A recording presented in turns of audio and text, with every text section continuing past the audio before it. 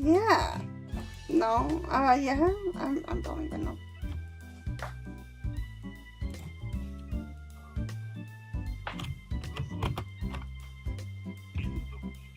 Mm-hmm.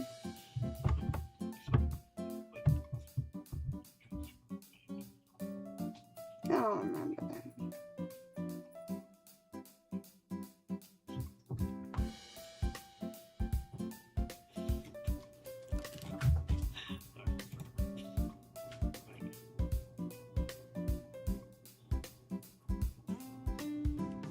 Am I streaming?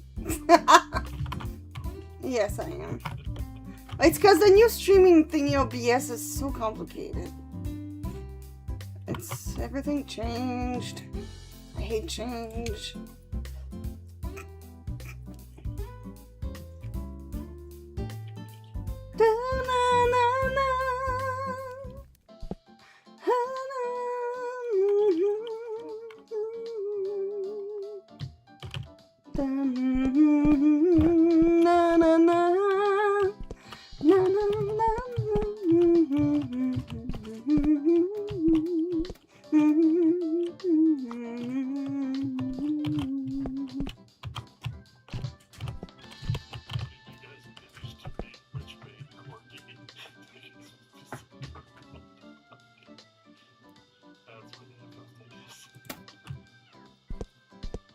Who is Lichbane Corky? Yeah, but who was it? You? Oh.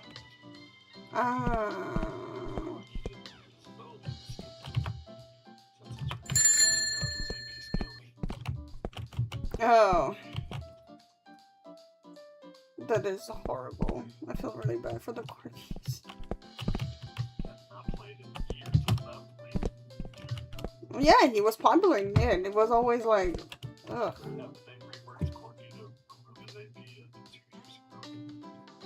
No, it's like, I saw him last year.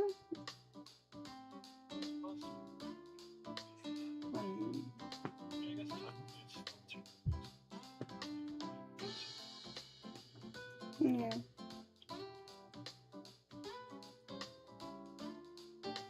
No, yeah.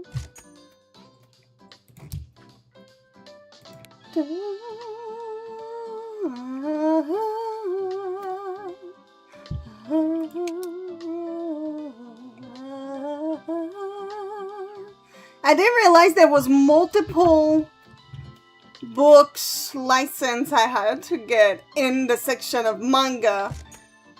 There's multiple like horror manga. They have legendary manga.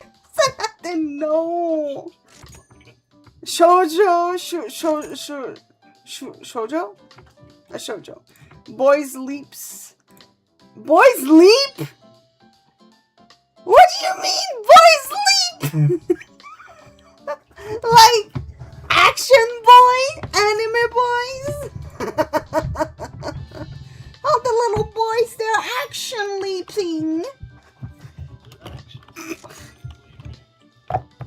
Actively sleeping. But they do have a bad, it's Batman, but Batman. Yeah, and he's sleeping. Literally, that's all he does. Yes. Action manhwa romance one. Yes, please. Holy.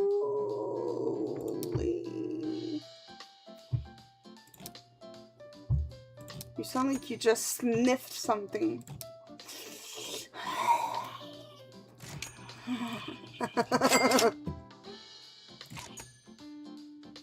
Don't kill yourself.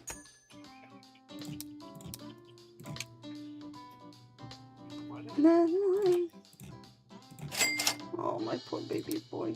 I'm sorry.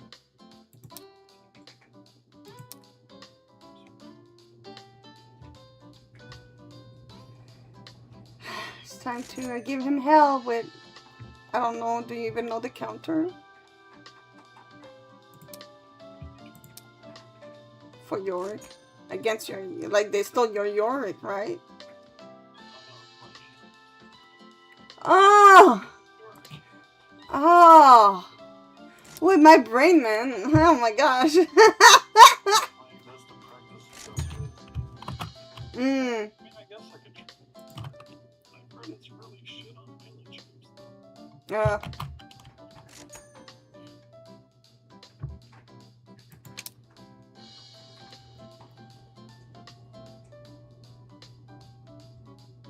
La la la la la la la.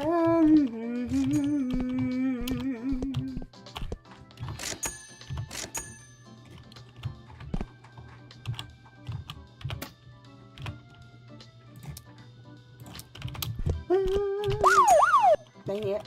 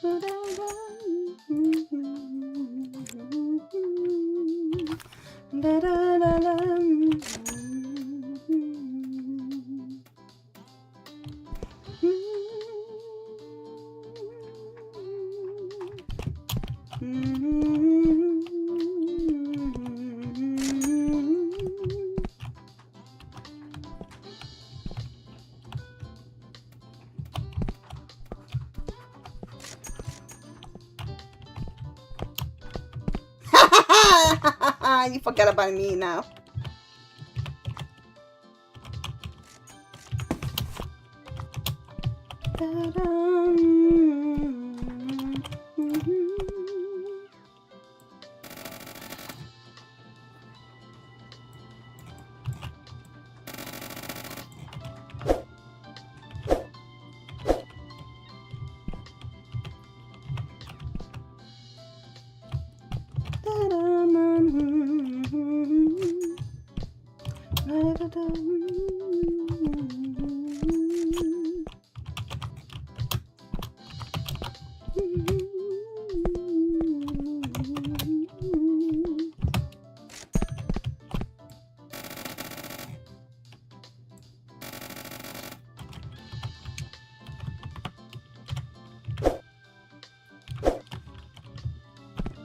I love how big this place is.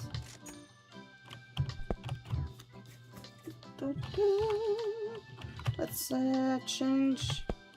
Come on. Change price. Market price.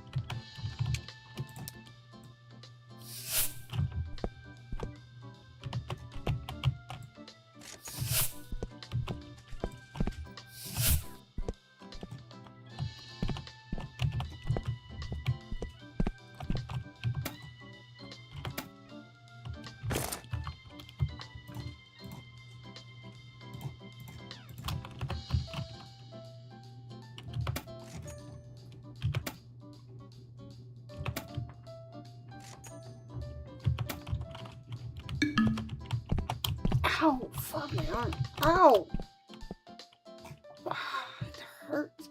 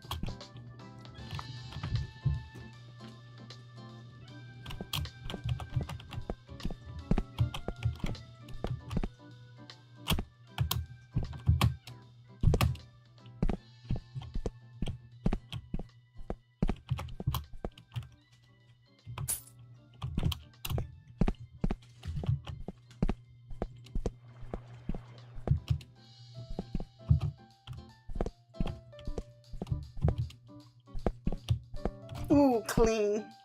Nice.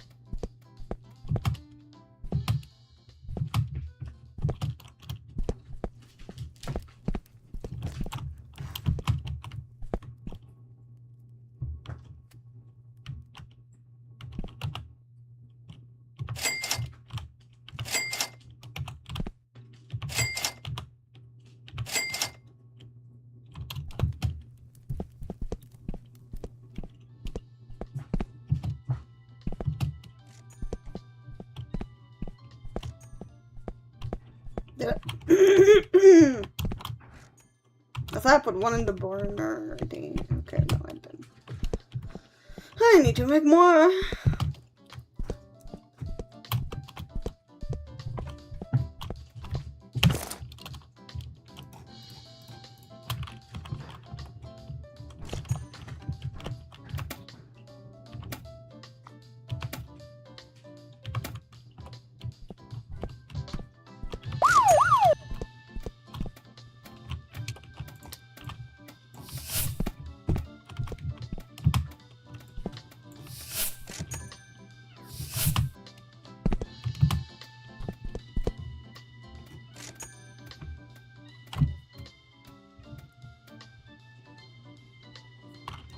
I still don't understand what these tables are still saying uncomfortable. I don't have nothing else. I'm sorry. This is the most expensive tables we have. Not good enough.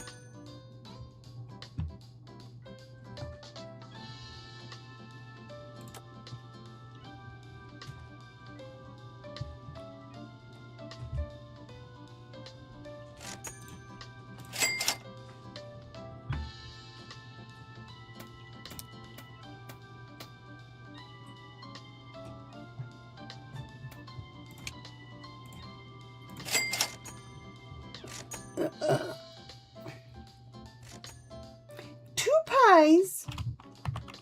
I got them 4. Yep, right there.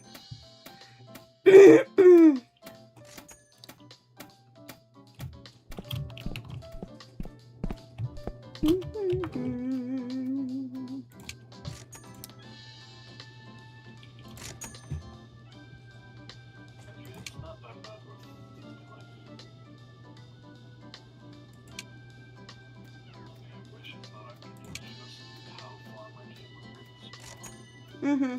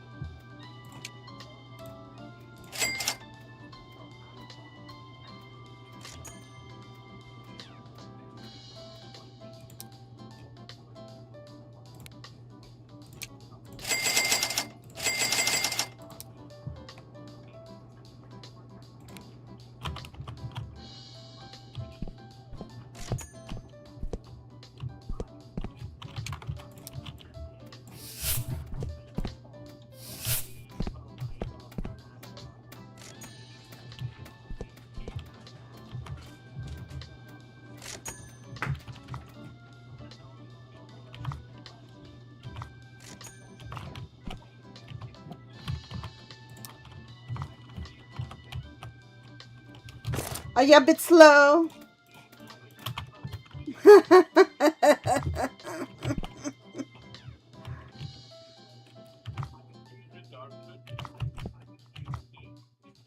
Are you playing a game with me? I don't know. Look at the TV. Is there a game?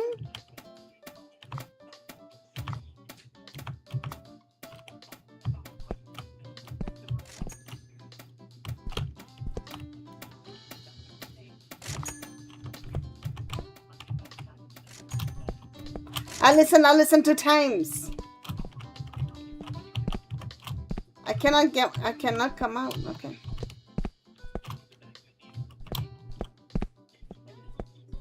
Ellison.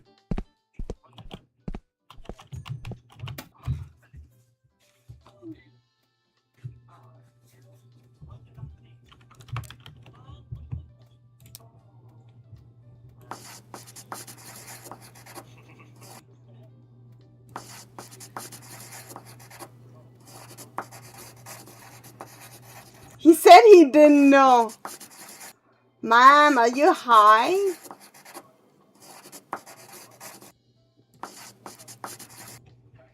Are you high?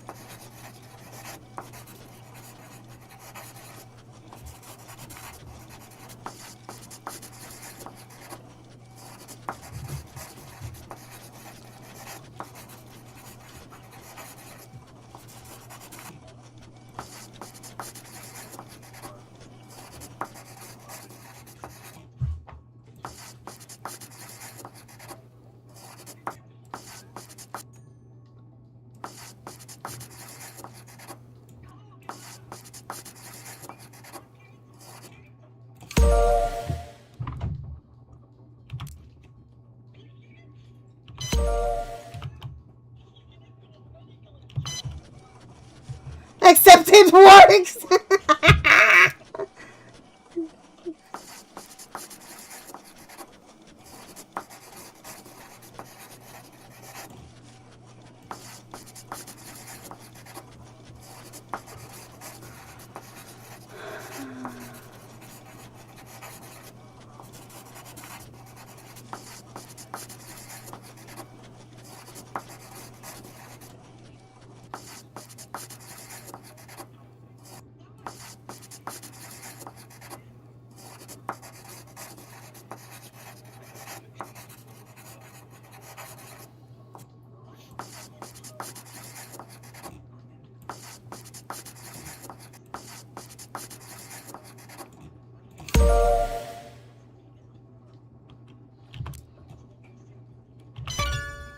I guess I'm starting to get it.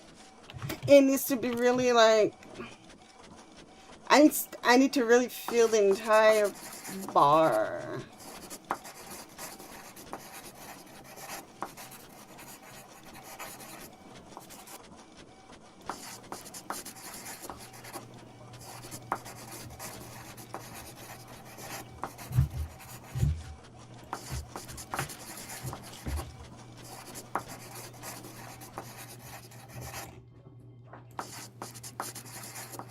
She knows.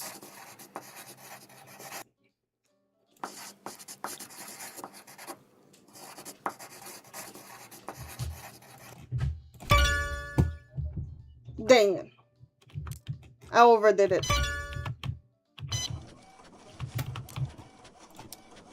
Jack Wilson.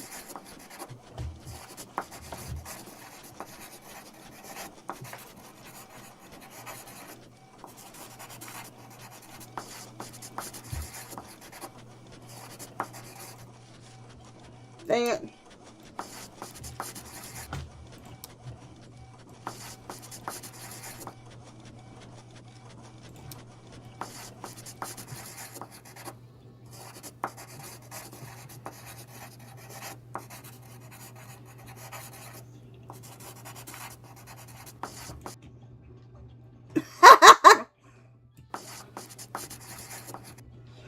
Okay.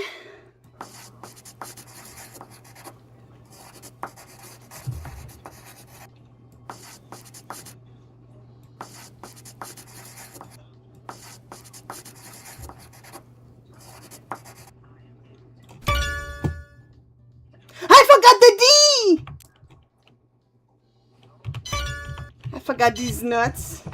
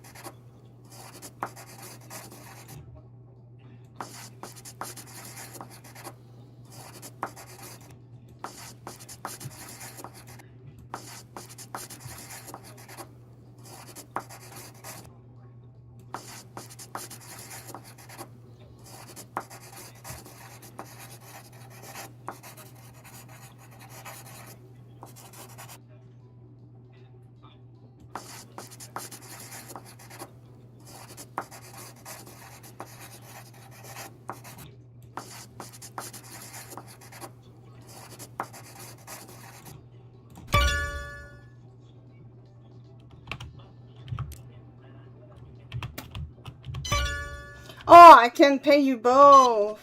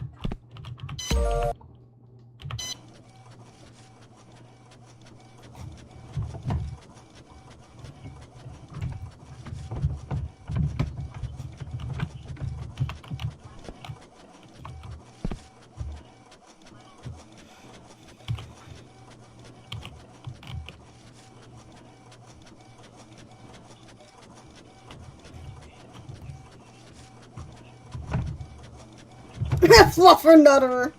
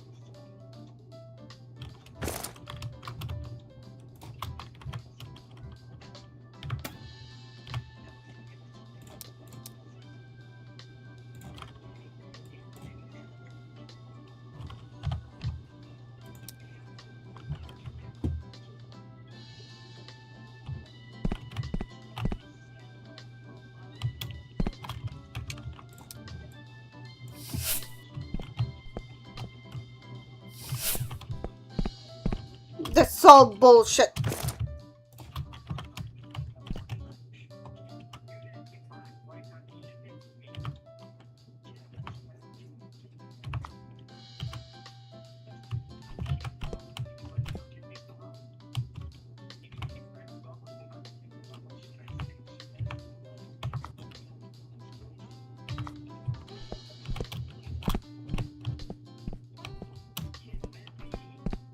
She's busy.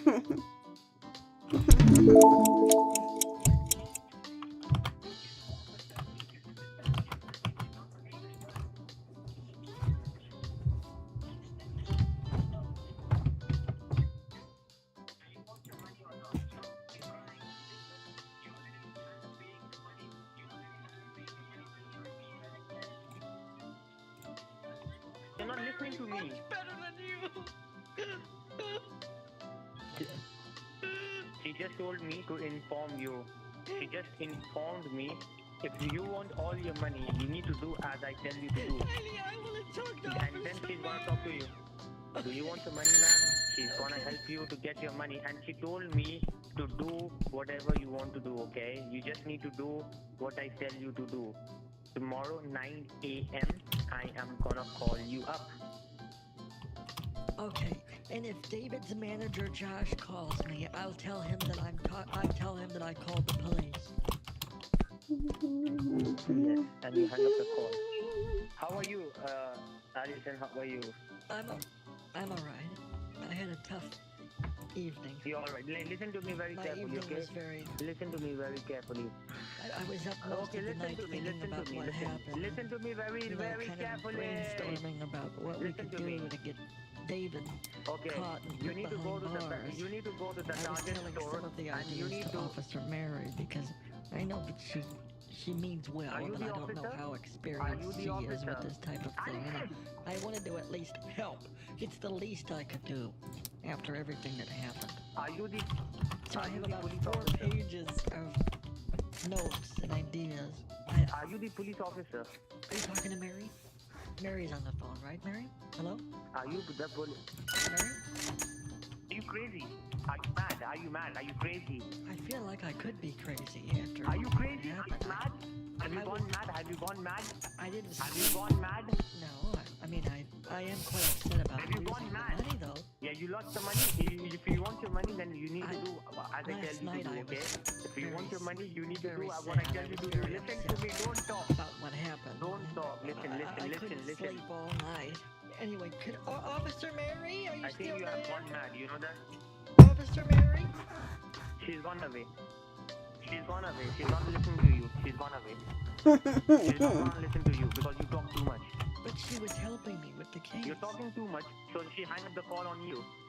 She hang up the call. You're talking too much. You're not listening to her. What she's telling you. So But I'm she still went on away. the phone. Okay. I'm still on the phone with her, though. This is her phone number. She's busy. She can't hear you. She won't be replying you But because you talk too much. How did she hang You up don't listen if to I'm her still and on the you phone? keep on blabbing and blabbing. She is driving now. Stop eating my head. Oh, Just go to the Target Mary? store and get the gift card. Hey, Mary! Is everything okay? Yeah, everything alright. Yeah. Who's that? Now, do you see a number over there? That's one of my colleagues. Oh my goodness. Oh, so you got your job back. Yes. Yeah, you didn't pay me. You didn't pay me. That's You have to great. pay me. Do you remember you have to pay me? Your boss gave you your job back. Yeah, but you have to pay me. Do you remember that? You have to pay me. Well, I have to pay Officer Mary. That way she can catch the bad guys. Yes, yes, right. Now Not you. give me the number. Give me the number. You can see the number over there. There's Well, a I'm so 9-digit glad number. that you were able Any to day. get your job back. That's good news. That's good. Thank you. Oh, also, Tell me the number. I just downloaded something called Redeem Google Play for Cash 100% free and easy. So that might help. Do you see a number? What do you see on the screen of your computer, man? Tell me what do you see on the screen of your computer? So what's the best thing to do? Because I had the, Okay, the where is the code. card? These Where, were the where, codes. where it is? These, I wrote them down. But I don't know how to put money on them, so I downloaded this Redeem Google Play for Cash. Open that. Open that. Open that. Open Okay. that.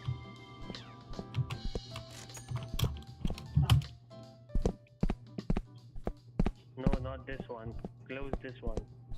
Wait, what is this? Can you just close this? This Close was this. wait. This said it was gonna be. It said redeem Google Play cards for cash, 100% free. Why does it say my files are encrypted? Close it. No, it's close this. Close this. Close this. I don't know how to close it. Close this. I can't do anything. Just turn off your computer and turn it on back. Oh my god! It says Call your personal files are 114? encrypted and they're gonna be gone forever. Keep your Listen to police me, help just you. close it. Just go ahead. Wanted. Turn off your computer. I had to buy You don't that need guy. to do anything. I do You have just some need other to... cards too. I had to buy some other cards for that guy Josh at Worldwide Webwide Tech Support. I guess I could use those. Hold on a second. Are you mad? Hold on. Hello? Let me scratch them off. Super mad. Give me a second. You're Frustrated. crazy. You're a big crazy motherfucker. Okay. Oh god, I have to do this as fast as I can. Hello, listen to me. I'm so Hello? sorry about this. I don't know. I just need a minute to get this taken care of. I don't No, know listen what's to me. going Listen to on. me. I Listen to don't me. know why Listen to me. I was Listen to just me. trying to figure out It's a a book, baby. way to get cash out of the cards. Can you but please listen to me, ma'am? I think I have to do it Cover. this way. Ma'am, One, ma'am, ma'am. two, Ma'am, ma'am. You don't type, ma'am. Hello? Hello? Yeah. It is. Hello? They're graded books. Won't let me type that. Mm-hmm. Graded comic books. I have so many pictures. I forged them. Yeah, Why are they deleting all of my files? It's I know. I know. I said you don't need to do that, ma'am. Yeah, I make my job here. Yep. Why did you do that? Why did you do that? Okay, what happened if I do the pay 100. 114? Why did you do that? I'm sorry. No, listen to me now. Yeah, no, Listen that's to it. me, listen to me. Turn off What your is computer. it? Do you 114, yeah. computer? I don't have another Hello? Google. I don't have any other Google Play. They're on the notepad for you. I don't have any other Google Play. I don't know what to do. No. Turn off. Just Dang it. turn off your computer and turn it on back. But then I'm not gonna have any files. Ma'am, how stupid you can be. How stupid you can be and how much money stupid did you can you pay be? them? Well, there are people that think. There are people who don't wear a helmet while they ride their bike. That's pretty stupid. Sorry. Give me a second. That is pretty stupid.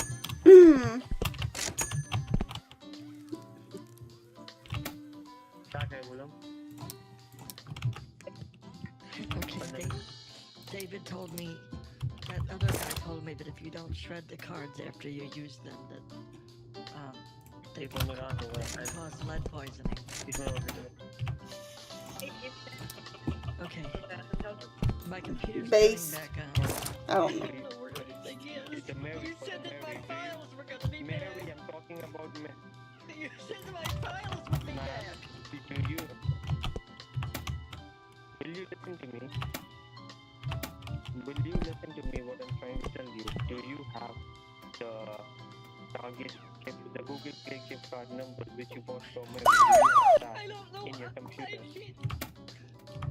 Where are my files? It's all for one. You have lost everything. You told me that I would get my files back. Joshua, he has your computer. He has taken all your folders, files and everything. No. You paid him and he you. No, I haven't even paid him yet. I was supposed to call him later. He's a bloody mother scam. So he just took all your computer away, he took all your information, he took each and everything, and he scammed you and he took your computer. Josh isn't on my computer.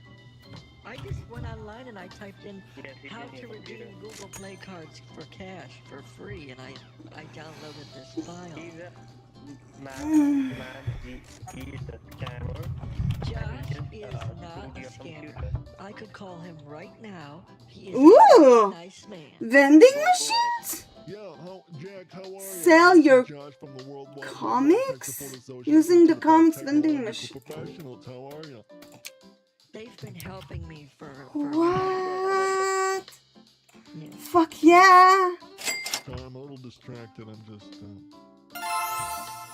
kind of doing some diagnostics on her computer, so it sounds like she had a little bit of a... Purchase a vending some machine. Oops, shit. ransomware. Just lose this, resource monitor, just lose this shit.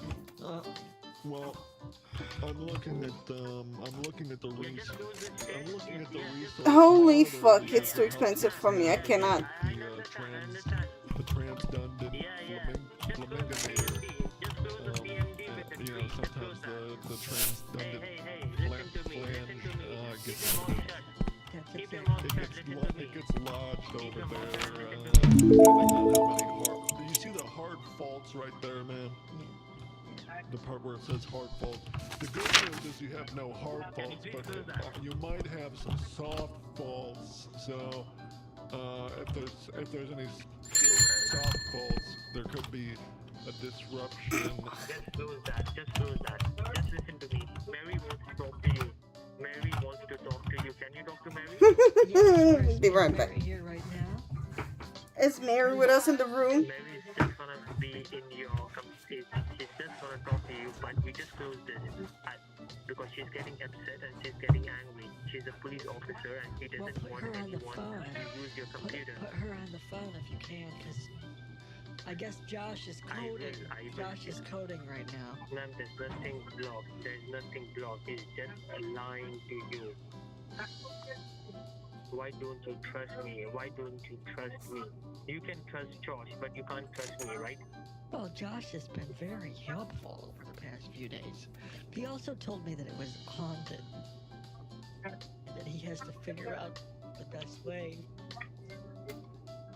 Ma'am, he is not a good person. Why can't you understand that? to deal with that. Do you know how things like this work? No? Hmm? Josh, from the Worldwide Tech Support Association, not Amazon, the Worldwide Association. That means basically he's way better than you are.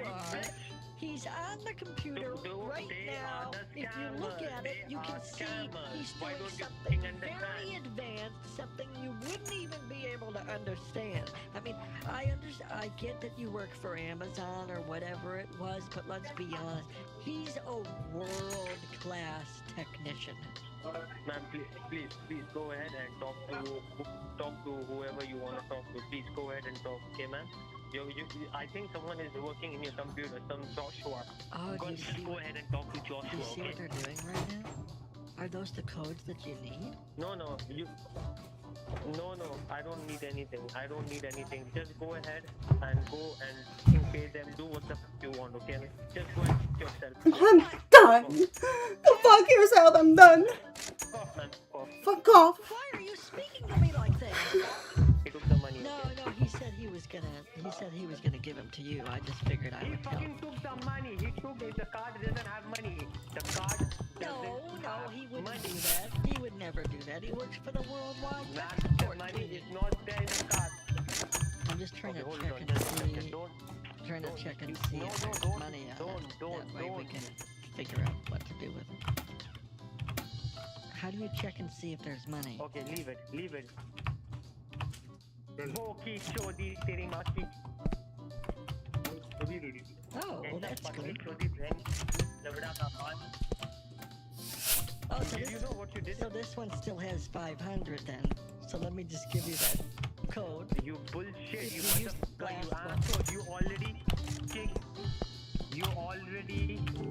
redeemed it in your Gmail What? No, I You was just checking to see if this had any redeemed money on it. तेरा माँ का board listen to me you already Hey, Jack, king Jack?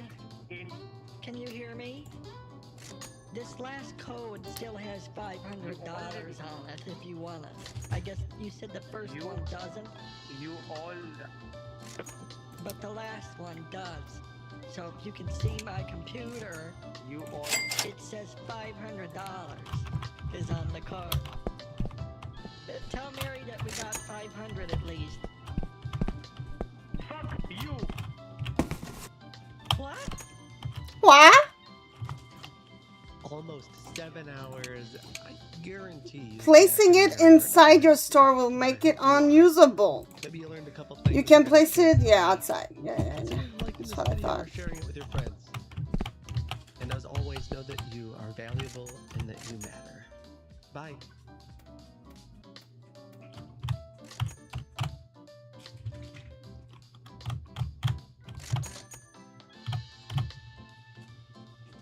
I wasn't invited to a coworker's wedding, and she won't shut up about it.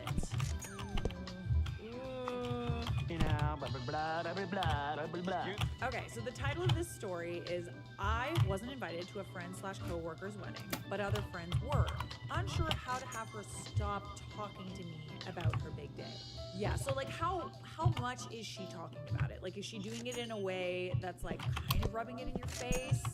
Or is this just like, has she had a discussion with you as to like why you weren't invited? Like, I'm curious, but like, let's let you elaborate.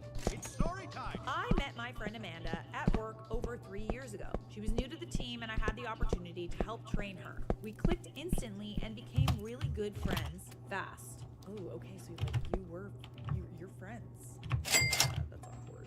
There was never any doubt in my mind that we weren't close friends. Although her schedule was slightly different than mine, she gets off work an hour or two after I do, we always made plans and met up for shopping, drinks, hanging out, and double dates with our boyfriends. Okay, so like not just work friends, like we hang out outside of work.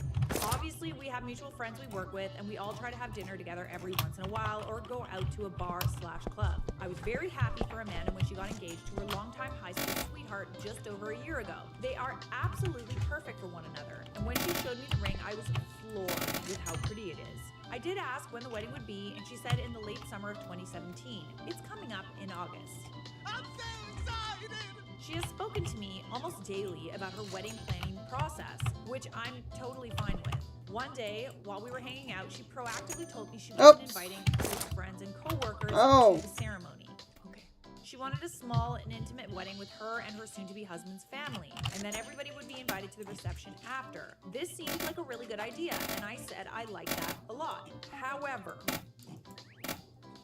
after she sent out invitations, 3 mutual friends/co-workers Snapchatted their invitations. It is not just a reception-only invitation.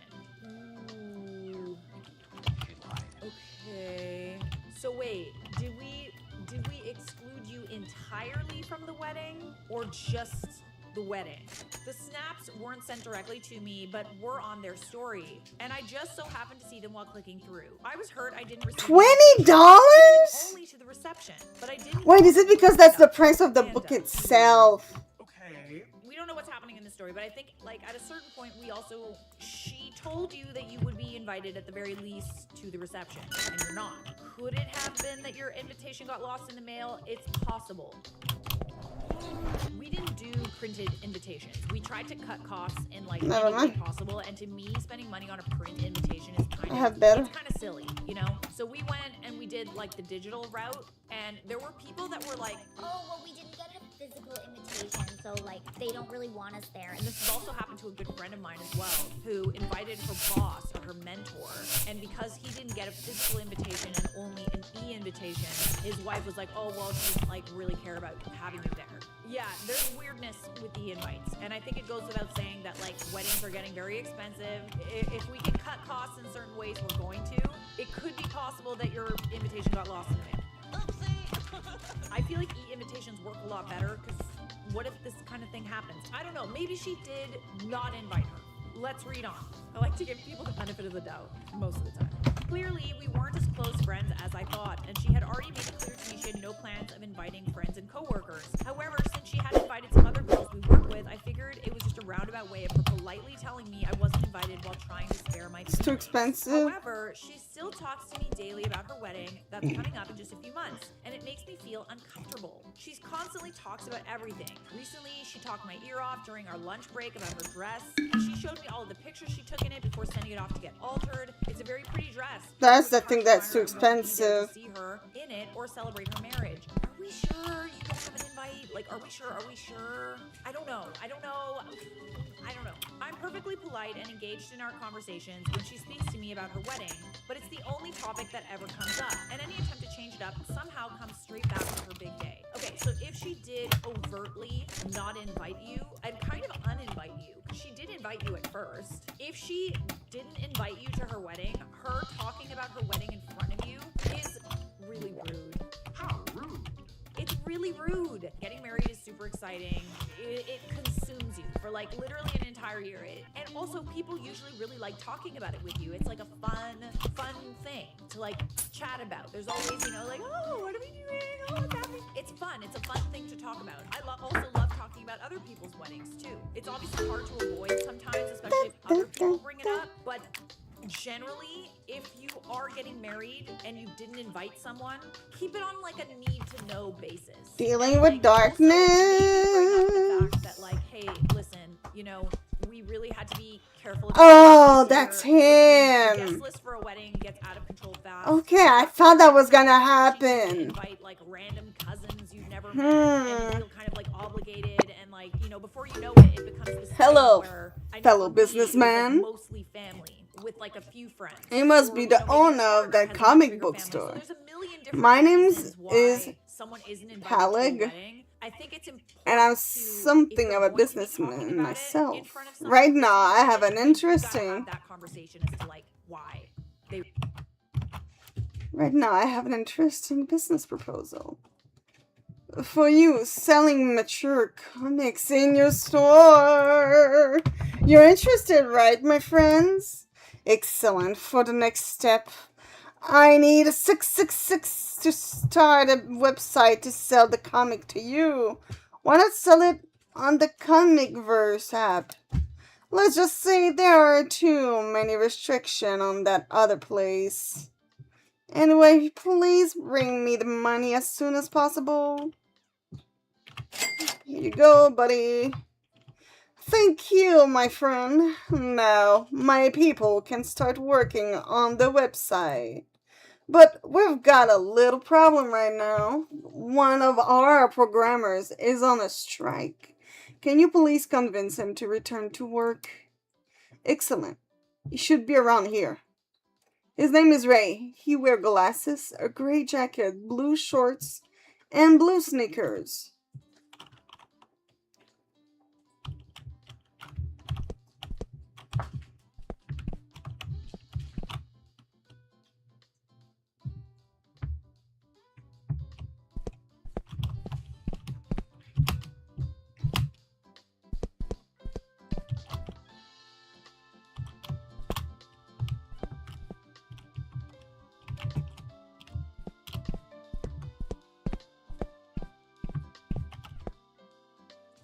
What?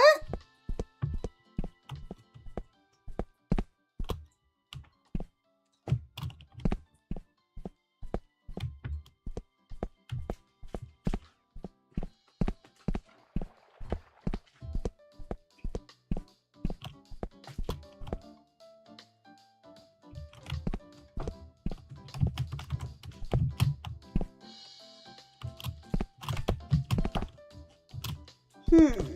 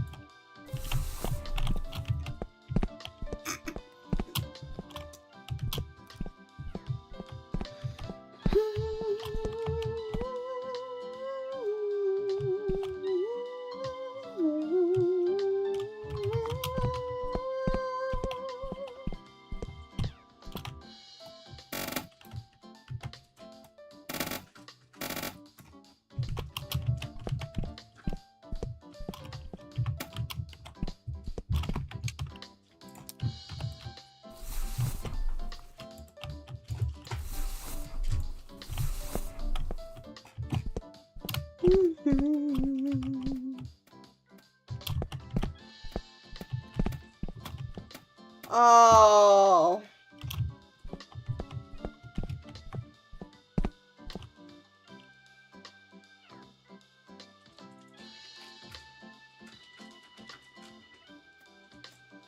Oh, shit.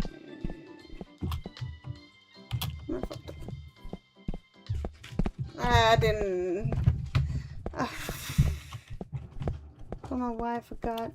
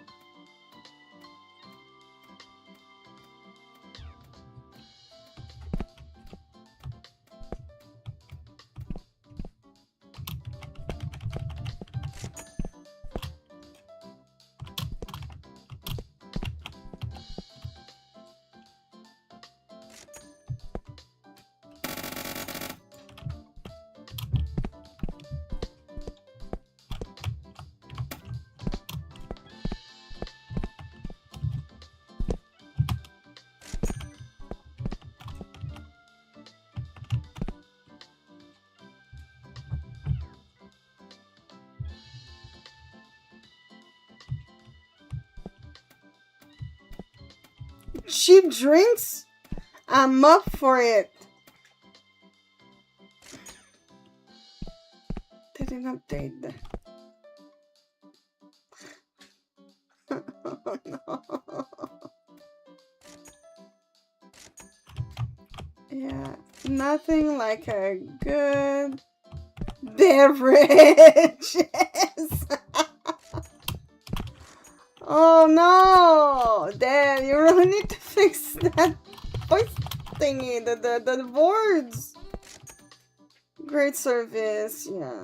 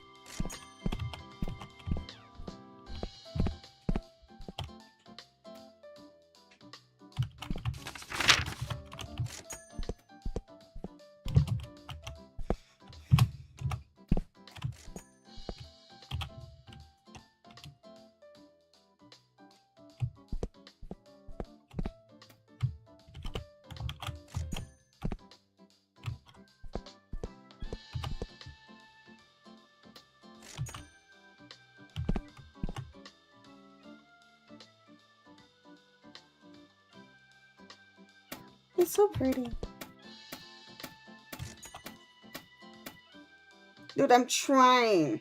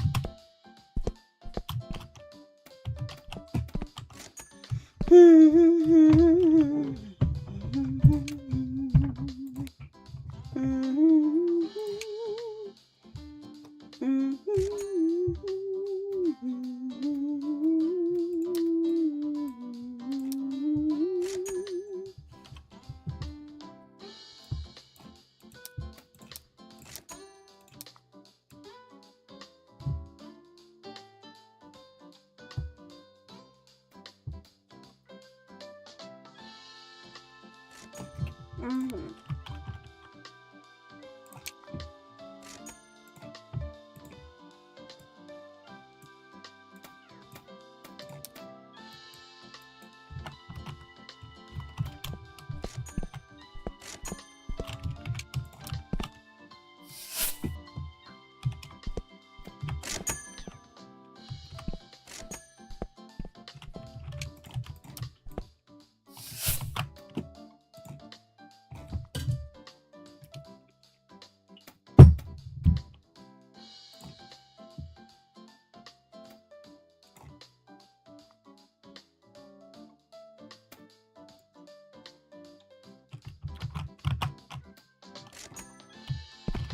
For nearly a century, one family ruled the courtrooms of South Carolina's Low Country. Prosecutors, power brokers, untouchable. The Murdochs didn't just practice law, they were the law. So when Alex Murdoch called 911 on a June night in 2021, sobbing over the bodies of his wife and son, the whole state held its breath. And at the time, there was no suspects, no motive, just a grieving husband and father. But here's the thing about empires built on secrets. Eventually, they crumble. And what investigators uncovered wasn't just a murder case. It was a Pandora's box of fraud, addiction, suspicious deaths, and lies stretching back decades. Crime, conspiracy, cults, serial killers, and murder. All things that I love to consume, and I know you do too, you sick, twisted, beautiful, intellectually minded freak. And today, we are doing just that, talking about a massive case, a very relevant case. I'm sure a lot of you guys have seen it on the news or on streaming services, but today we're going deep. We're getting deep into this case. So without further ado, let's unbuckle our seatbelts, go Mach 5 down the highway, slam on the brakes, and bust through this windshield into this case together.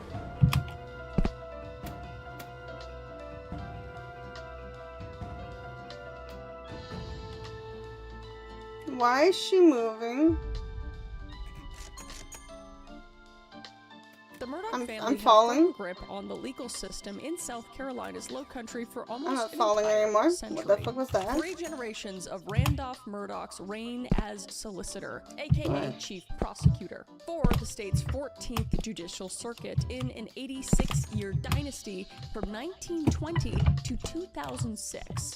And it all began when Randolph Murdoch Sr. became solicitor in 1920, establishing the first foothold and maintaining the position until his untimely death by train collision in 1940. That's a rough way to go. His son, Randolph Buster Murdoch Jr., then took his place for 46 years, from 1940 to 1986. And Buster became well known for his courtroom theatrics, reenacting murder scenarios for the court. And his skill was not taken lightly. And when it was time for Buster's son, Randolph Murdoch III, to take the mantle, he did so with great poise. In fact, he was so well respected that he received the Order of the Palmetto in 2019, which is the state's highest civilian honor. Though this was after he retired in 2006, which was the end of the dynasty. So the Murdochs finally gave way to a new solicitor named Duffy Stone. That's hard Yet water. their legacy had left an undoubted mark of influence on the South Carolina justice system. So during their reign, the Murdochs oversaw all criminal prosecutions in the 14th Circuit's 5 counties: Allendale, Colton, Hampton, Beaufort, and Jasper. And this circuit is the only one in the state to encompass 5 counties, and the region was even called Murdoch Country, just demonstrating their dominance. So with their rather large jurisdiction, the Murdochs leveraged their power effectively, and locals and lawyers in the area viewed the justice system as rigged in their favor. Classic elite shit. Even choosing to settle cases rather than ever facing Murdoch in their home court, because few dared to go against them. So along with their positions in public office, the Murdochs built a very successful law firm of their own in Hampton County. And the firm was founded as a one-man practice in 1910. There you are! Hello! Evolved into Peters, Murdoch, Parker, Who are you? Roth, and Dietrich. You're right, right? or Come back to work. PMPED, or like what I would like to say. Did Pelix ask you to because that's come easier here? than Peters, I don't want Parker, to. Roth, The and Dietrich. Doesn't working really conditions slide are off the tongue so inhumane. nicely. I They can bring specialized you in defending anything plaintiffs if via you want to personal work injury again. litigation, utilizing Bring me South a Carolina's graded plaintiff-friendly laws. wolf And these furry state laws issue allowed legal number action 1, to then be I'll pursued consider. in any county Bring that me the defendant a Grady corporation did Wolf business. furry And so, lawyers at issue number Pimped 1. were skilled at forum shopping or choosing a favorable venue for a lawsuit to bring their cases into Hampton's preferred courts. And because of the consistent large sum winnings awarded by juries in Hampton County, the American Tort Reform Association even labeled it the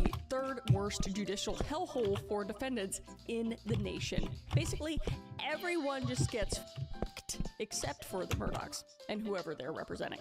So companies began avoiding conducting business in Hampton County altogether, notably after Pimped won significant settlements against CSX railroads. So much so that they were even called the house that CSX built. But all good things must eventually come to an end. And the South Carolina Supreme Where Court would be and the state wolf legislature furry thing? reformed laws regarding corporate venues, effectively ending Pimped's golden days of forum shopping. We love to see accountability.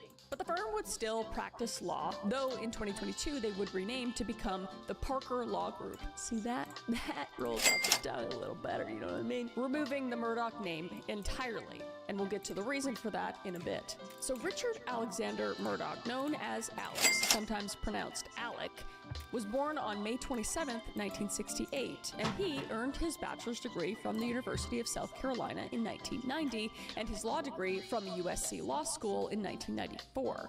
And as a son of aforementioned Richard Murdoch III, Alex continued on in the family business and became a partner at Pimped. And although he wasn't elected into the role of solicitor like the Murdochs before him, he did part-time volunteer work for the solicitor's office. And at this point, Alex was viewed as a prominent and generally successful attorney, and for having extraordinary people and networking skills over particular courtroom prowess. And those who worked with him mentioned that he had strong charisma, which allowed him to manipulate people into settlements. And the CFO of Pimped called this the art of bullshit, basically.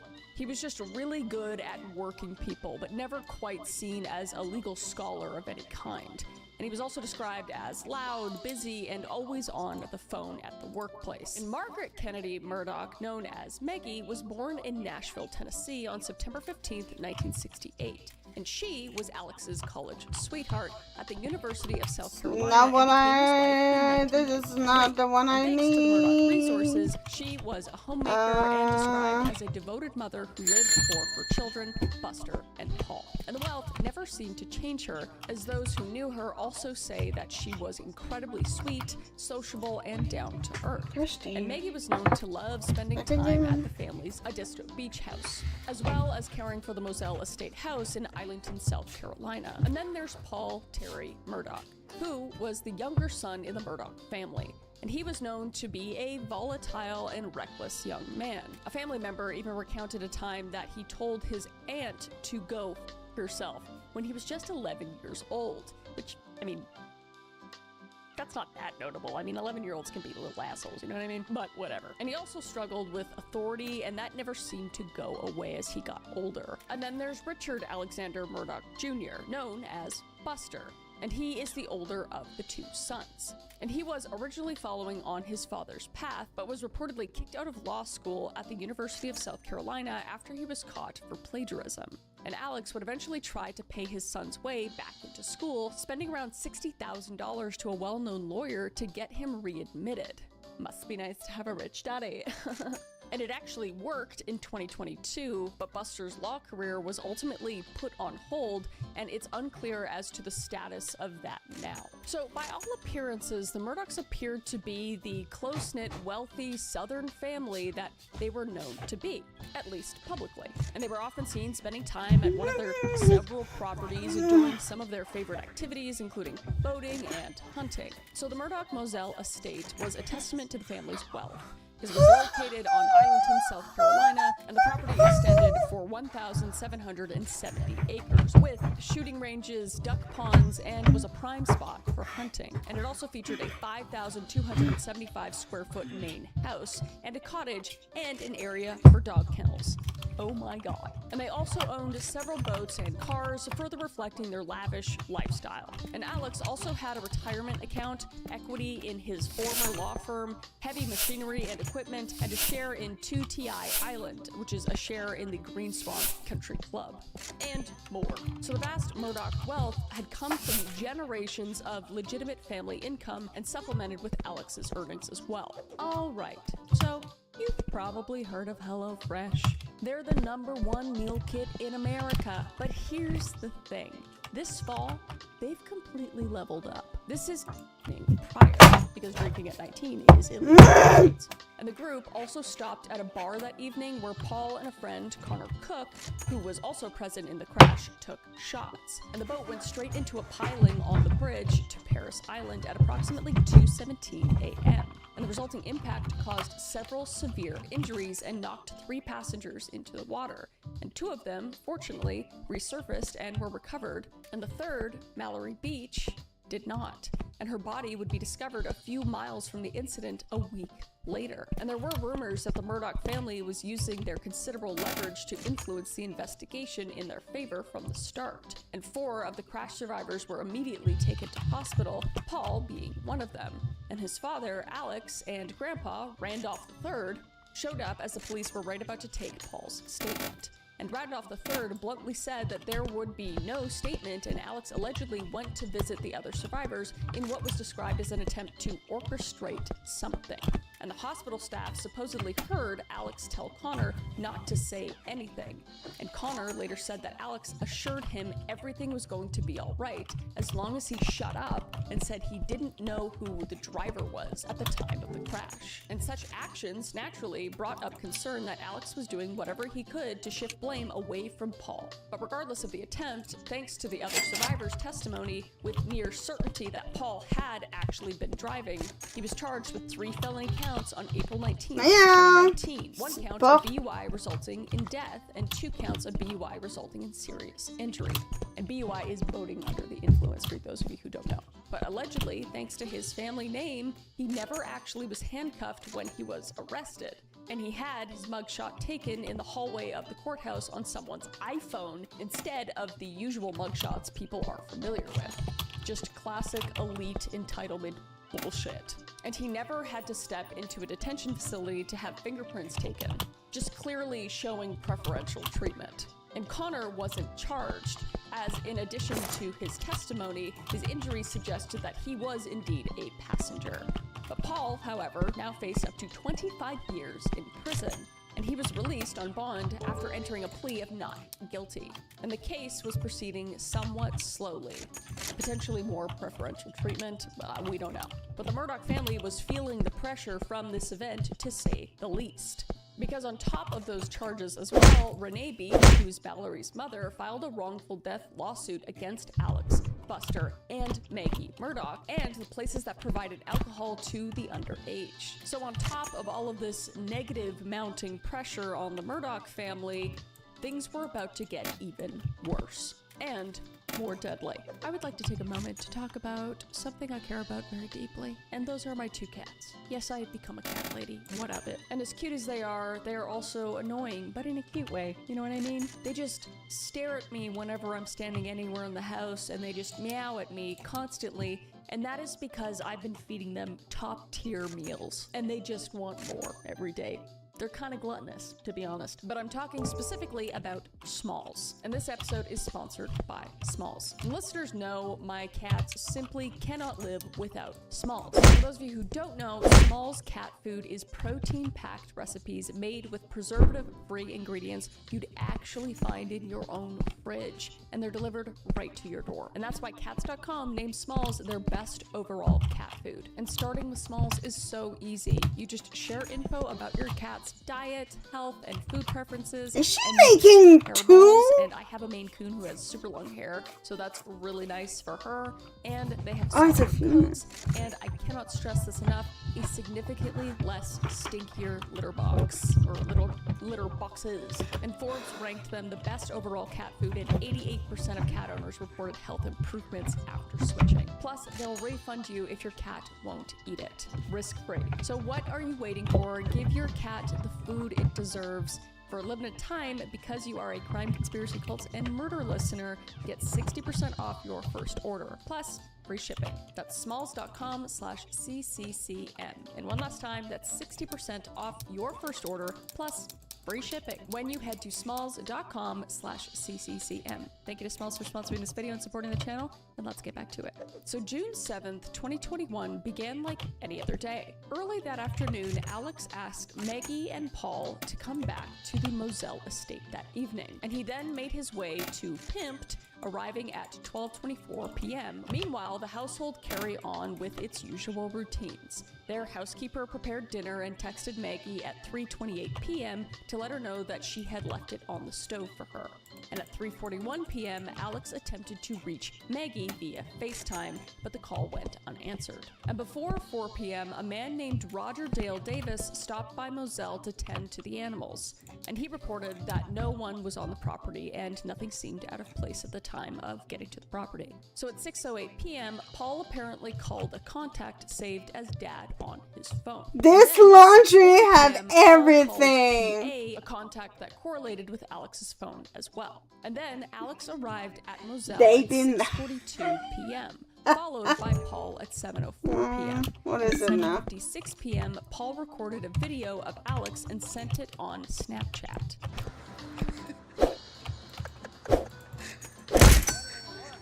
And Maggie appeared to arrive at Moselle around 8:17 p.m. So sometime between her arrival and roughly 8:30 p.m., the three of them sat down to have dinner together. And at 8:38 p.m., Paul's phone location placed him by the dog kennels. And 6 minutes later, at 8:44 p.m., Paul would record a video for his friend Rogan Gibson. And just minutes after the video was recorded, Maggie and Paul's phones were locked for the final time, because Maggie and Paul would be brutally murdered. And then at 10:05 p.m., Alex would drive down to the kennels where Paul and Maggie were, and at 10:06, he would make a 911 call. 4147 Moselle Road. I've been up to it now. It's bad. My wife and my son.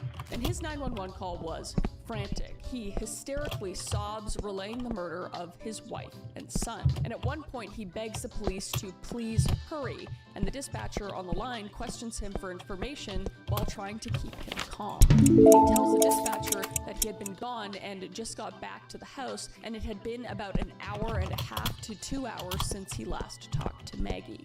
And at one point, he mentions going to get a gun as a precaution for someone else potentially nearby, to which the dispatcher urges him not to have a gun present when the officers arrive. And as the dispatcher asks routine questions, Alex mentions that Paul had been getting threats for several months. And then Alex is instructed to turn on his vehicle lights so the officers can see his location. And he's also told not to touch the bodies or move anything so that no evidence is tampered with. To which Alex says that he has already touched them when he went to see if they were still breathing. And shortly before authorities arrive, he asks if he can hang up the call so he can call his family. I would like to take a moment Oh my gosh! quite literally changed. And SLED quickly took over with photography and cataloging the gruesome evidence and beginning their detailed investigation. But authorities at the time had to race against the weather that night as it had began to rain, which possibly damaged or degraded evidence. And on top of that, multiple vehicles and people were allowed onto the Moselle property in the hours following the murders, which potentially contaminated evidence in the house or on the grounds. So SLED made sure to keep details close to home in the weeks following the murders. And Alex, the husband and father of Paul and Maggie, was interviewed on June 8th and 10th without officially naming him as a suspect publicly, though they did confirm the case was now being investigated as a double homicide, and there was no public threat announced. And on June 14th, the coroner confirmed the time of death for Maggie and Paul to be between 9 and 9:30 p.m. on June 7th.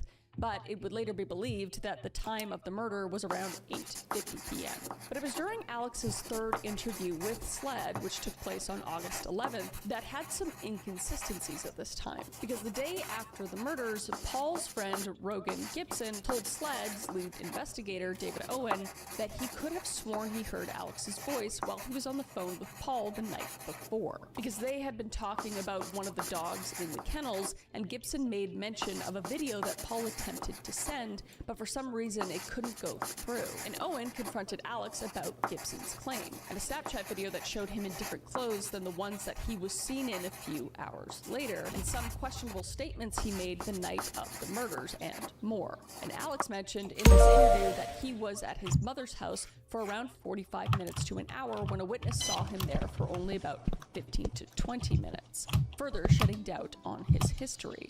And then, SLED finally had Paul's phone in their possession on August 11th, though it would be some time before they managed to unlock it.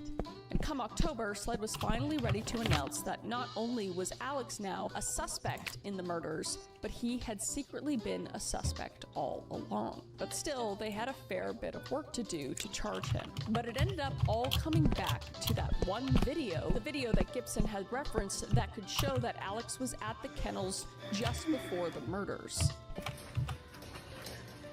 Get back! Get back!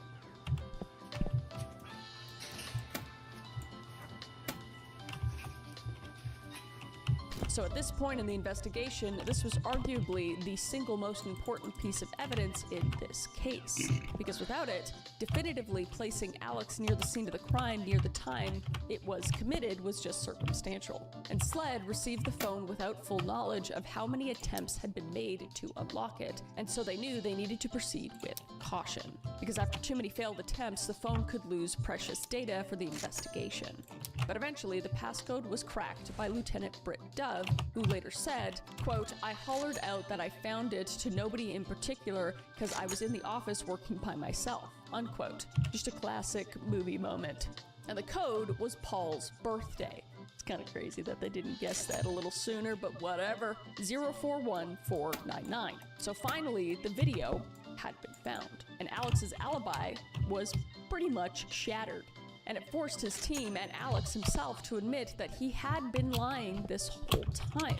But why? So SLED investigators did thorough ballistics analysis to link the Murdaugh family weapons to the crimes. And specialists in firearms analysis Paul Greer testified that the 300 blackout casings located by Maggie had the same fingerprint as casings that were recovered at the other locations on the property, which demonstrates they were fired by the same rifle used by the family. So basically, they're f***ed. But he was unable to say specifically which weapon was used, as that weapon had not been found. But the clear implication is that the murder weapon was one owned by the Murdaughs. And in addition to the 300 casings, the shotgun shells found near Paul's body were also matched with the ammo found in the Murdaughs' possession. And though the actual murder weapons eluded the investigation entirely, the ballistics laid a foundation confirming that they belonged to the Murdaugh family. And when it came to reconstructing the true timeline of events for the evening of the murders, cell phone data proved to be of absolute necessity. And the most obvious, of course, is the video of the kennels from Paul's phone. And the phone records show that Paul's phone locked for the last time at 8:49 p.m., shortly after texting with a friend about movies. And his replies stopped altogether at 8:48 p.m. And Maggie's phone became locked at 8:49 p.m. as well, yet logs show that it changed orientation a few times before going fully dark. And investigators found it the next day alongside the road at a place matching where Alex's vehicle had traveled that night before. Looking real bad for Alex. And Alex's phone showed no usage or movement from 8:09 to 9:02 p.m., which is really convenient for Alex given the murders took place between that time period. And shortly afterwards, he called Maggie and Paul's phones for the first in the series of calls. And later on, a number of calls made between Alex and Maggie and Alex and Paul would not be found on Alex's phone at all, but could be seen on their phones.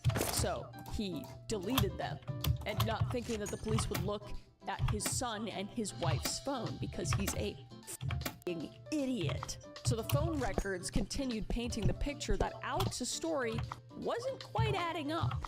And in 2023, General Motors provided SLED with a mountain of data regarding Alex's Chevy Suburban, because the vehicle had OnStar, which gave precise time, location, speed, and internal vehicle data, such as whether or not the car was parked and where it was. And the data just further confirmed the phone records, including that Alex likely threw Maggie's phone out of the vehicle on the way to his mom's house, and that he did only stay over at her house for a shorter period of time, like the witnesses claimed, and that he arrived to the kennels and placed the 911 call just 17 seconds after arriving, which hardly fits his claim of being able to check the bodies to ensure they were breathing, and much less to process all that had happened and move past the point of grief to be able to make the phone call. And Special Agent Peter Rodofsky compiled a timeline of all events through the cell phone and GPS data, totaling 88 pages.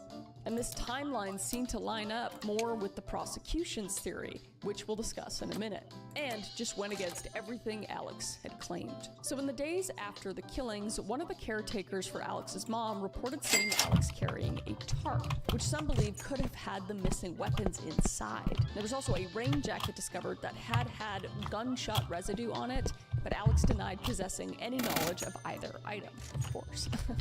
And according to forensic scientists specializing in gunshot residue, Megan Fletcher, samples taken from Alex's hand and the clothes he was wearing that night of the murder also possessed gunshot primer residue. And though not completely conclusive, as there was plenty of non-murderous gun activity at the Murdaugh residence, it could mean that Alex had fired a weapon that evening. And Alex's shirt ended up being controversial for another reason, because earlier on in that investigation, it was reported that there was blood droplets on the shirt resulting from high-velocity impact splatter, suggesting that he was a few feet from the murder occurring. But the actual tests ran found that no human blood was on the shirt at all. So Alex was obviously a person of interest to SLED from the get-go, even in the absence of publicly stated suspects. The investigators quietly recognized the oddities in this situation, because Alex was the only person known to be present that night besides the victims.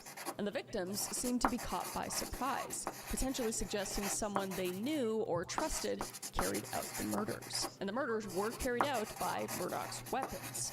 And Alex's story had too many inconsistencies, and he was later caught in the lies. And as evidence continued mounting, it pointed more and more in the direction of Alex and not anyone else. So essentially, he seemed to be the only credible lead. So in order to deflect the blame away from Alex, the defense offered up various alternate scenarios to explain the situation. And one that they ran with, initially suggested by Alex himself, was that Paul was indeed the target of retaliation from the boat crash. And he had received a number of threats resulting from the incident, and it was suggested that maybe they didn't take the threats seriously enough, and it cost Paul and Maggie their lives. But based on the two different weapons used, another theory was that there was actually two shooters to match each weapon. And they claimed that due to the explosive nature of Paul's death, the killer would likely have been too stunned too quickly to switch weapons and also kill Maggie before she could get away and take some sort of action. And they also put out the idea that the killer would have had to have been short based on how the wounds were created, which, if true, ruled Alex out as he was quite tall. But experts refuted the idea altogether, stating there were too many variables to accurately determine the height of the killer with the information they had. But in the end, the SLED simply ruled out everyone else, and their formal investigation was unable to find any viable suspects other than Alex himself, because the most straightforward explanation proved itself to be the best one. And in a lot of cases like this, it is often someone you know, and it's often a spouse or a child or a father or a mother. It's usually someone you know. It's the usual suspect. But aside from Alex's aforementioned interviews, there are a few other notable interviews by the family. Like Buster Murdaugh was interviewed by authorities 3 days after the murders, where he relayed what he knew as best he could. And he mentioned speaking to Maggie multiple times a day, showing that he was blindsided. And eventually, he would do a formal interview with Fox Nation in an attempt to tell the truth of the scenario and speak to all the negative publicity shown about him and his family. And Alex's brothers, Randy and John Marvin, appeared on Good Morning America to speak about the situation just 1 week after the murders.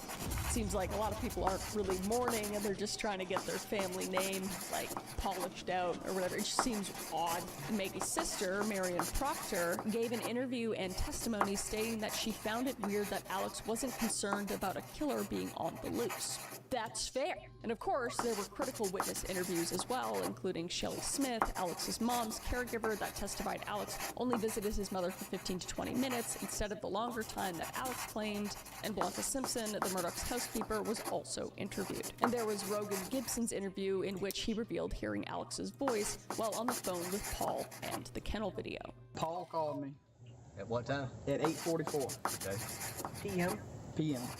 and said that there was something wrong with my dog. And though the interviews with Buster and Alex's brothers hoped to shed positive light, the witness interviews served only to further incriminate Alex as the murderer. But the murders of Maggie and Paul were unfortunately not the only instances of death surrounding the Murdoch family. Because in 2015, Stephen Smith died. And the Stephen Smith case had been reopened shortly after the Paul and Maggie murders due to the new evidence found in the Murdoch investigation. Because Stephen was found dead July 8th, 2015 on Sandy Run Road in Hampton County, South Carolina. And he was an openly gay nursing student just 19 An years old. openly gay nursing student. Killed in a hit and run. But several Why did she have witnesses to seemed add have the been gay wrong. part? His body was found in the middle of the road with blunt force trauma and a hole above his eye. And it was unconfirmed as to what specifically caused that hole. And his car was found a few miles away off the side of the road with the gas tank door and cap open. And the official report notes that state troopers saw no evidence suggesting a hit and run. Quote, I saw no vehicle debris, skid marks, or injuries consistent with someone being struck by a vehicle. After consulting with MAIT, we see no evidence to suggest the victim was struck by a vehicle, unquote. Yet the report also seems to have the Murdoch name appear several times. Specifically, Buster, as he was Stephen's classmate, because it was rumored that Buster and Stephen were romantically involved. And the case file also allegedly mentioned a tip from a man claiming his stepson struck Stephen, and, quote, Randy Murdoch told him to call, unquote. And one article says Randy allegedly claimed he would take the case for free, though no public information officially was released as to why the case was reopened. And the fact that it was reopened after evidence was found in the Murdoch murders strongly suggests that something was found to link Stephen's death to the Murdochs. Now, Buster completely denied any sort of connection to Stephen's death. And in 2023, he released a statement saying, quote, this has gone on far too long. These baseless rumors of my involvement with Stephen and his death are false. I unequivocally deny any involvement in his death, and my heart goes out to the Smith family, unquote. And to further deny the connection, he even filed lawsuits against Netflix, Warner Brothers, and others for defamation in 2024 for falsely accusing him of murder. And that lawsuit is still ongoing today. And the case did make a bit of progress after being reopened in 2021, and a GoFundMe was started to raise funds to exhume the body and have a second autopsy performed. And the campaign was successful in March of 2023, and SLED officially ruled the death a homicide that same month. And as of 2025, the case remains unsolved, but the Smith family continues to hope and search for answers. Answers that they deserve. And then there's 57-year-old Gloria Satterfield, who was a longtime nanny and housekeeper for the Murdochs. And she allegedly tripped over one of the dogs, at least as Alex claimed, which led to a serious head injury, hospitalizing her for almost a full month. And on February 26, Gloria succumbed to complications from her wounds, yet her death was attributed to natural causes, despite no autopsy performed. And alongside his old friend and colleague, Corey Fleming, Alex filed claims with his homeowner's insurance for the incident. And he told the Satterfield sons that they should sue him so his insurance would pay, and then he would take care of everything for them. And he also directed them to hire Fleming as their attorney. And Alex's insurance company settled just as he predicted, paying out approximately $4.3 million. But Alex and Fleming kept the Satterfield estate in the dark and pocketed the money for themselves. That's illegal, and the Satterfield sons did not see a dime from the settlement funds until they heard of Alex's other misdeeds, which led them to seek new counsel. And once Alex had been exposed for fraud in 2021, he admitted that he had made up the story about the dogs to force his insurance to pay. And in order to make the Satterfields whole, he also agreed to pay back the $4.3 million. And Nautilus, one of his insurance companies, sued Alex for damages, and the judge ruled in their favor, ordering Alex to pay $14.8 million. Karma's a bitch. So for his crimes involving the Satterfields and others, Alex was hit with several charges, which we'll discuss in more detail shortly. And Corey Fleming, who pleaded guilty to 23 charges, was disbarred and sentenced to 13 years and 10 months in prison.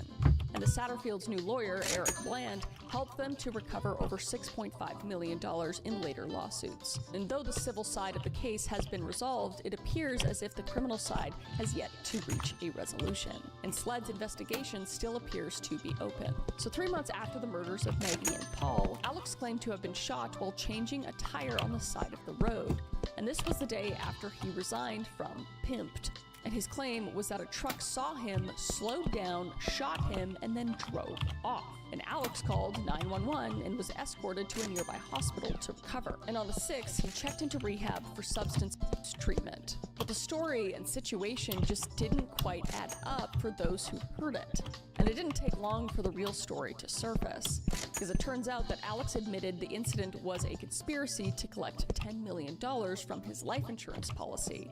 And he hired a man named Curtis Edward Smith to commit assisted to get the money to Buster, believing that would not activate the policy despite his growing depression from his opiate addiction. Alex came up with the assisted suicide murder plan, a plan that was born from pure desperation. Because his financial schemes were being made public, he could no longer practice law, his wife and son were deceased, so he must have felt that this last-ditch effort was all he could do to end his suffering while also taking care of his only remaining son.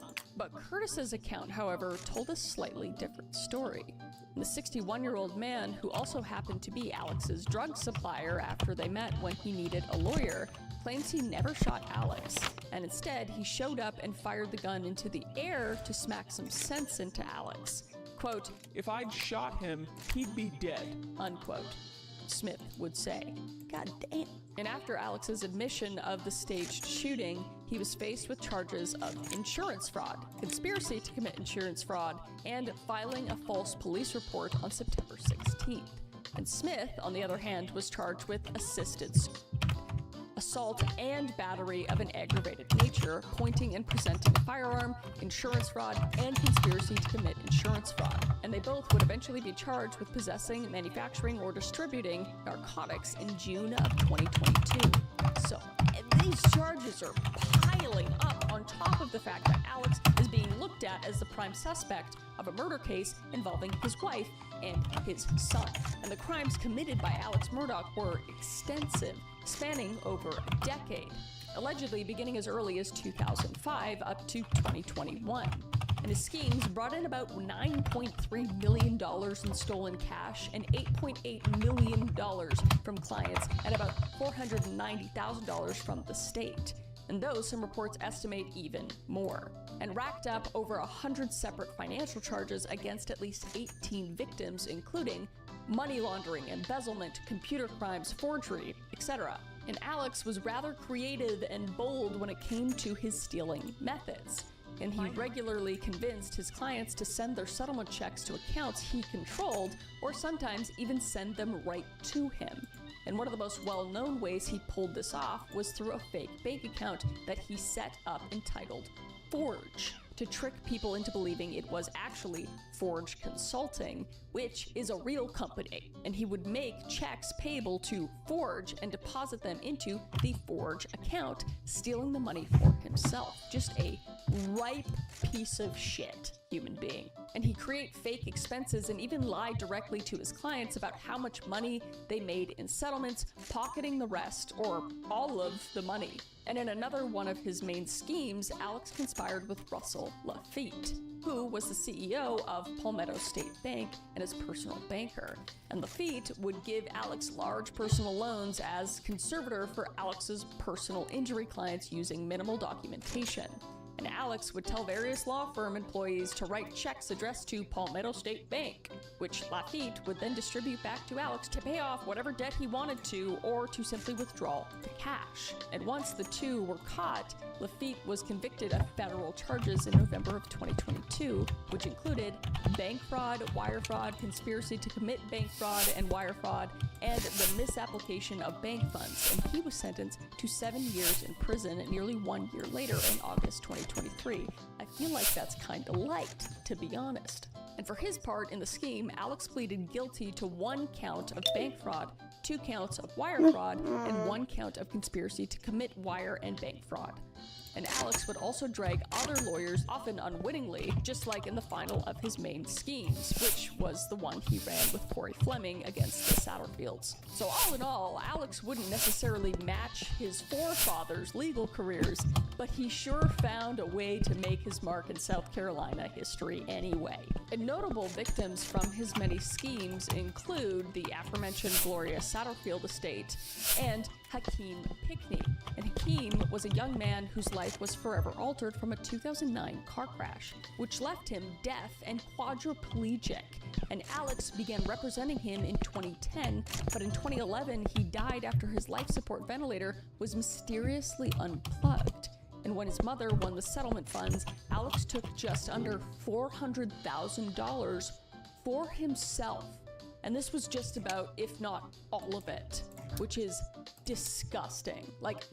Like he is below whale shit, this guy. And then there's the Blondell Gary family. And Blondell was killed in a car accident in 2012, and Alex would steal from them $112,000. And people like Sandra Taylor, Arthur Badger, Dion Martin, Johnny Bush, the list goes on and on with more of the same despicable behavior from Alex against people who needed that money. People who needed him to just do what he was entrusted to do in those moments.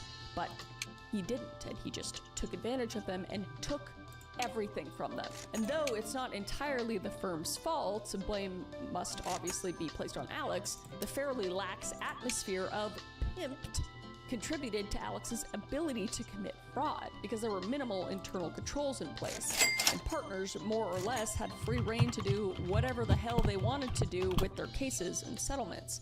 And there was no requirement for anyone else to sign off on what they were doing, leading to essentially no scrutiny at all. So if a partner told, say, a bookkeeper to cut a check to whoever, it was just done, just no questions asked. And people would raise concerns from time to time, like CFO Seckinger, but these concerns were met with any excuse, which was just accepted since the firm primarily operated on mutual trust. So Alex was initially faced with around 100 charges for his financial crimes at the state level. And he managed to secure a plea deal, bringing the charges all the way down to 22, to which he entered a guilty plea.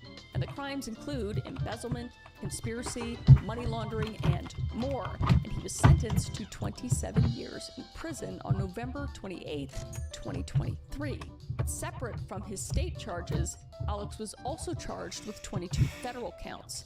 And in September of 2023, Alex pleaded guilty to all 22 accounts, and he was sentenced to 40 years in federal prison in April of 2024. So although Alex's numerous financial sins drew significant attention to him and his situation, they were nothing compared to the murder of his wife and son. Because this all comes together, this was all these sentences were after the fact, but they were building up until the murders. So on July 14th, 2022, Alex Murdaugh was indicted by a Colton County grand jury, charging him with 2 counts of murder, 1 for Maggie and 1 for Paul, as well as 2 counts of possession of a weapon during a violent crime during the commission of those murders. And each of those first 2 charges carried a potential life sentence, and prosecution announced that they would not pursue the death penalty. So standing before Judge Clifton Newman on July 20th, Alex pleaded not guilty to all counts relating to the murders. So both sides had a literal mountain of evidence to go through and to prepare. And so the trial start date was set for January 23rd, 2023. And it was originally set for January 30th, but was moved forward a week. So the journey to the trials saw numerous battles for what would be an on and off limits for each side. but the most significant was the battle for whether or not the jury would be allowed to hear Alex's financial crimes and the pressure that came with them at the time of the murders. Because there's your motive, just getting nailed with all these financial crimes, and then this happening to his wife and his son. Like, it's just, it's terrible, but that is the motive they're working off of. So the prosecution argued that this information was absolutely essential to proving motive in the case. And naturally, the defense was against it and argued that it would prejudice the jury and put him on trial for all of his crimes at once, rather than the current ones being examined, which were the murders. Which doesn't really add up to me. It's like every murder needs a motive, and that is always discussed in trial. It's like, why did this person do this? Or why would this person have a reason to do this? Those crimes are very relevant, so the defense is just weak as hell, in my opinion. You know, I'm just a YouTuber, what do I know? So a pretrial hearing was held in December of 2022 so that both sides could be properly heard. And in February, Judge Newman had his decision, and the financial crimes would be heard in the trial. Quote, "I find that the jury is entitled to consider whether the apparent desperation of Mr. Murdaugh, because of his dire financial situation and threat of being exposed for committing the crimes of which he was later charged with, resulted in the commission of the alleged crimes. While motive is not a necessary element, the state must prove malice, and evidence of motive may be used to prove it." Unquote. Mic drop. We love Newman. He's got a noggin on him, all right? And then defense lawyer Jim Griffin said in response, quote, "They've got a whole lot more evidence about financial misconduct than they do about evidence of guilt in the murder case, and that's what this is all about." Unquote. Well, then it shouldn't be an issue, now should it be, Jim? It shouldn't be an issue. But they do have evidence. They have enough evidence. Yeah, whatever. We're gonna get into it. This case makes me so incredibly angry. But regardless of the major win for the prosecution, the defense did at least get a minor win with a blood splatter controversy, which wouldn't be pursued because there was something that looked like blood on Alex's shirt, but it ended up being tested and it didn't come back as blood that matched Maggie or Paul. So that was vetoed out of the case. So the trial began in the beginning of 2023, around the end of January into March, and it was held at the Colton County Courthouse in Waterboro, South Carolina, with the judge being the Honorable Clifton Newman, the GOAT. And the prosecution team was led by Creighton Waters, whose title is a giant mouthful. It's the Chief Attorney of the State Grand Jury Section of the South Carolina's Attorney General's Office. Did what? But at his side were John Meters, an extremely experienced murder trial attorney, and the Attorney General himself, Alan Wilson. And then there's Alex's defense team, who was comprised of Richard Harpootlian and Jim Griffin Harpootlian, who was a South Carolina state senator, or was at the time of the trial. And Griffin is a seasoned attorney who was a former prosecutor turned defense attorney. So the prosecution's plan, as we know, was based on a clear motive. The financial reckoning that fast approached Alex for his crimes in 2021 placed severe pressure on him. And the millions of dollars he had embezzled were about to be displayed for the world to see thanks to the Beach Death lawsuit and increased scrutiny from his firm. And the state proposed that Alex murdered his wife, Maggie, and son, Paul, in order to gain sympathy and create a distraction amidst the growing turmoil in his life. These people, all it is about with the public images. It's sick. It makes me sick to my stomach. And they acknowledged that the boat case hearing regarding his financials was canceled and that his firm wasn't pressing him as hard about his missing money, which is exactly what Alex would have wanted. And in support, they pointed to CFO Gene Seckinger's confrontation about the $792,000. And Mark Tinsley's testimony stating that the scheduled financial hearing was only 3 days after the murders took place. So, if he did it, it was really well timed. And the comment Alex made to Marion Proctor, Maggie's sister, about how whoever had done it had thought about it for a really